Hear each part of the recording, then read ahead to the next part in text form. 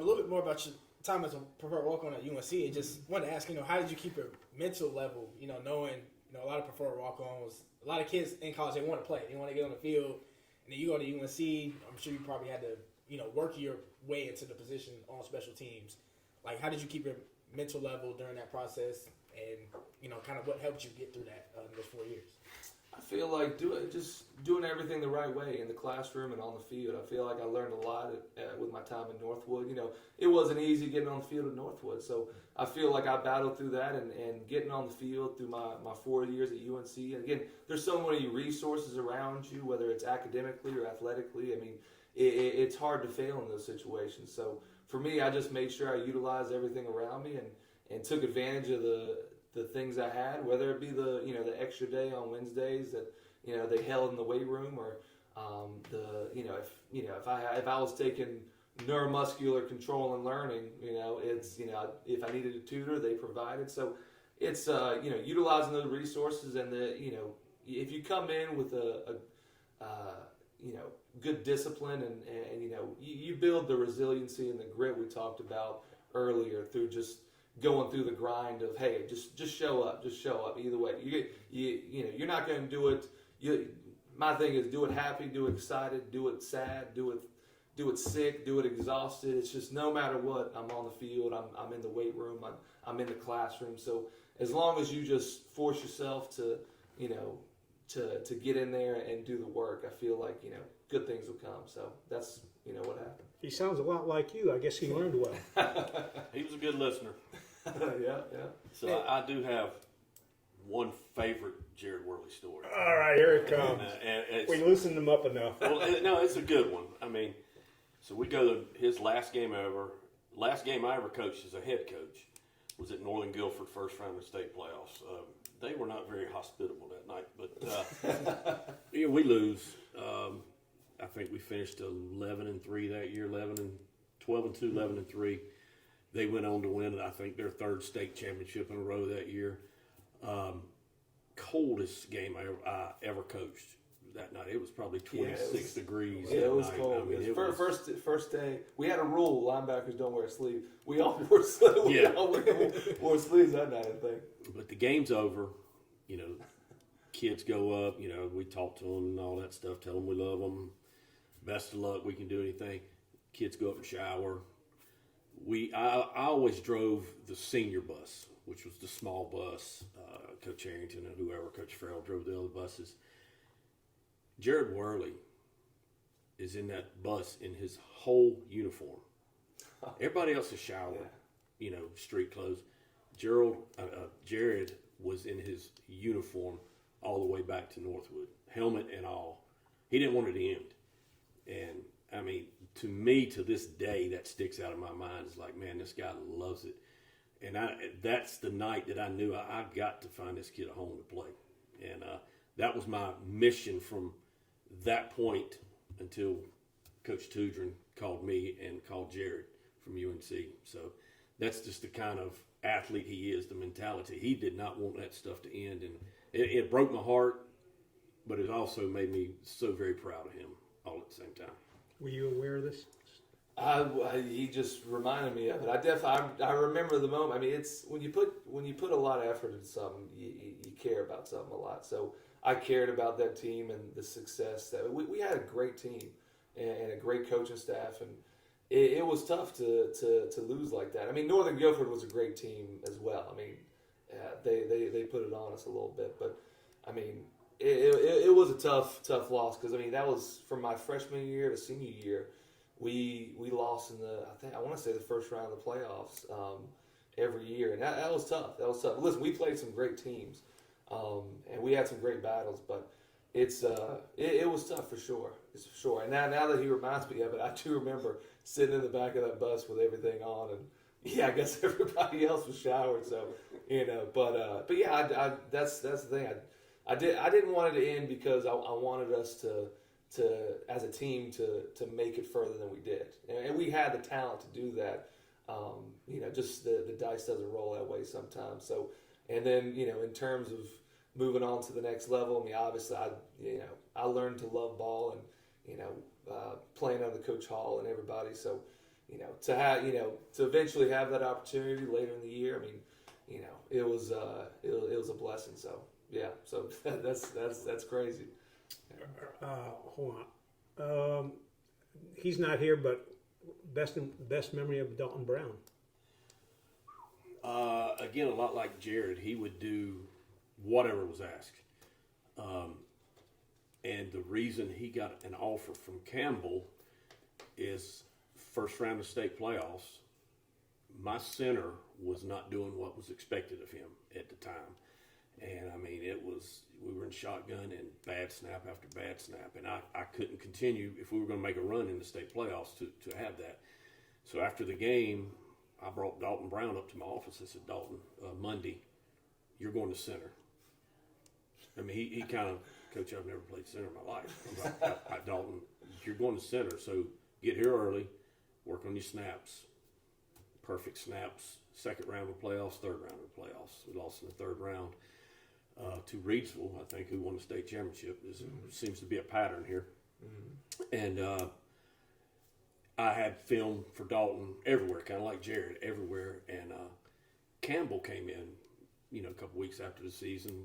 I forget the head coach's name at the time, but they came in and, did you get my film on Dalton? Yeah, we've looked at it, but we're not looking for a tackle. We need a center. I said, Coach, you haven't looked at my film I sent. I said, go back tonight in your hotel, wherever you're at, and look at my film from the last 2 weeks. Dalton's at center. And the next day I got a phone call from him. Coach, we're going to offer Dalton Brown. We need a center, and he is. And Dalton ended up being All-American at Campbell at center, started all 4 years. So my favorite memory of Dalton is just a lot like Jared. He's going to do whatever it takes for the team, and he's going to do whatever it takes for Northwood now. Yeah, I'm at that age, and we're about the same age where you get that question a lot. What's your legacy? What's my legacy? What's your legacy? Jared Worley, Dalton Brown, Blake Farrell, Brian Harrington. These guys that played for me, B.J. Harrington was on the staff at Northwood. John Stroud was on the staff at Northwood last year. Armani Baldwin was on the staff. There's others. Darkus Elliott. Travis, Mason, Lord. Mm-hmm. Losing brain thought right here. It happens when you get old. Preston Mason, there you go. He's at Texas A&M coaching. These guys, but not only them, the ones in the community that are successful now. That's my legacy. We won a lot of football games. I didn't win the first football game. My staff and I and the players on that field won a lot of football games, and that's something that I'm very proud of. And I know there's lots of folks you didn't mention, but basically what you're saying is all the folks that interacted with you, student athletes that listened to you and learned from you, is your legacy. And I think a lot of people in the community do appreciate that, who've known you for the years, and even the folks that haven't known you all those years. I mean, he's out there, sitting out there on the track watching a Northwood football game. So, do you have another question? Yeah. Before you start, I appreciate you gentlemen taking this time, because I know we're running over, but you guys are just, you're being great. I'm getting to talk ball with Jared and you guys. I mean, this is great. All right. This is great. And I want to ask you, just because I've only been here in Chatham for a year, so I don't know, too much about the history of all the football in the county. But I know one thing that a lot of people have expressed to me is that there's a lack of youth football here, and that's really kind of hurt the development of kids going from elementary school to high school. So I just want to ask you kind of, what would you hope to see in the next couple of years with that? I know Coach Carter at JM, he was telling me he's getting some things in the workings to kind of get that back going in Siler City. Up here, you guys still have East Chatham, but it's still a gap, with a lot of kids. So kind of what do you hope to see in the next couple of years with that, as, we got new coaches coming in and trying to build these programs back up? When I got to Pittsburgh in 1989 and we came up as a staff to take over Northwood as assistant coach, when I found out we didn't have middle school football, I was floored. And I've been fighting that battle since 1989. Yes. And, East Chatham Chargers, they do a great job. They really do. Their program, I think, is second to none. But there's that 2-year gap. And until we fill that 2-year gap, I'm not sure that we're ever going to get to that next level. I mean, we're as kids come in as freshmen, we're going over 3-point stance. Burlington Cummins, those kids come in there as freshmen, they're running plays day one. So it's a process, and I would love to see middle school football started. I keep getting the same answers. Don Bean, rest in peace, Don. He fought for it for years. He was a sports editor for the Chatham Record. He fought for it for years. I mean, we set up meetings. We had a meeting with the school board one night. We thought we had everything planned out, how it would work, this, that, and the other, and it just didn't happen. But if that was to ever happen, it would be a blessing. It would change things. Also, and I've emailed all the school board members and different people. Chatham County's got to get up to par with paying their coaches. I know he can't get into that right now. I'm retired. I can. Right. Chatham County has got to get up to par on paying their coaches. I mean, we're so far behind, and in talking to different coaches in the area, I won't mention names because I don't want any of those guys to get in trouble, but I don't think we've increased our steps in 20 years. And, it's time. All the school board members know how many hours a week these coaches work. I'm selfish. I'm talking about athletic directors and football coaches first. But I'm not just talking about them. Basketball coaches, track coaches, all of them. It's got to happen where these guys start to get compensated a little more. But you ask me my goals for the next 3 years. Yes, I've been saying middle school football since 1989, but we also have to pay our people. Yeah, I remember Eric Andrews was one of your assistant coaches, and he was doing editorial cartoons for us at the Chatham Journal. And there's an editorial cartoon, and it's a drawing of you, not the best drawing of you, but you're holding a football, and you're going, "This is a football." And I think that's what you're basically saying is, at your, kids who've had 2 years of middle school ball, you're not having to say, "This is a football." So, another question, or are we about ready to wrap it up? Yeah, just wanted to also get your take because you've mentioned a lot of your kids, going D1 and like Tobias, 5'8", 165, going to the military. But in this day and age, and I know you're not in really coaching and seeing it yourself at this point, but you see D1 coaches come in and say, "Hey, we're not recruiting high school anymore. We're going to the transfer portal." Now, what's your take on that? And it's tough. Coach Keats at NC State's a friend of mine, a good friend of mine. He's a funny man, but we were talking, about 4 or 5 of us were talking last year about what it takes in college right now. And he looked at me, he said, "Bill, we're not coaches. We're general managers." Mm-hmm. He said, "Yeah, when you get your team built, you go back to coaches, but we're general managers."